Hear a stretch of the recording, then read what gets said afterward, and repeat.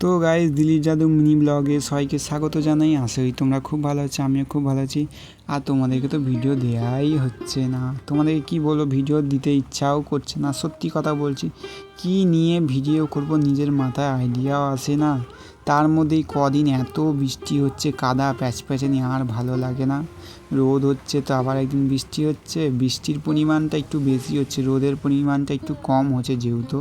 আর দেখতেই পাচ্ছেন ঝমঝম করে বৃষ্টি পড়ছে কেমন। এইটা হলো রাস্তার ধারের ভিডিওটা, আমি যেহেতু দোকানে গেছিলাম তারই ভিডিও, সেটাই আমি তুলে দেখাচ্ছি। আর এটা আমার বাড়ির বাগানের ভিডিও। দেখো, এই কিছুক্ষণ আগে বৃষ্টি থেমেছিল, সেটাই আমি তোমাদেরকে দেখাচ্ছি, পুরো বাগানটাই ভিজে।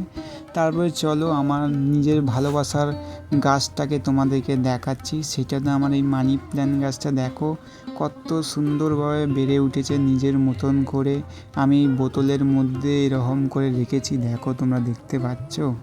এইভাবেই আমার গাছটা কত সুন্দর বেড়ে উঠেছে মানি প্ল্যান্ট। তোমাদের বাড়িতে এরকম গাছ আছে কি না তোমরা একটু কমেন্ট করে জানাবে তো।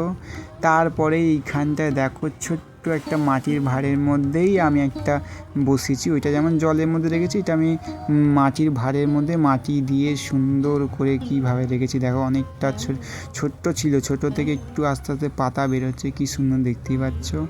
আর এই আমার মানি প্ল্যান্ট গাছটা তোমাদের যদি ভালো লাগলে একটু লাইক করে সাবস্ক্রাইব করে পাশে থেকো।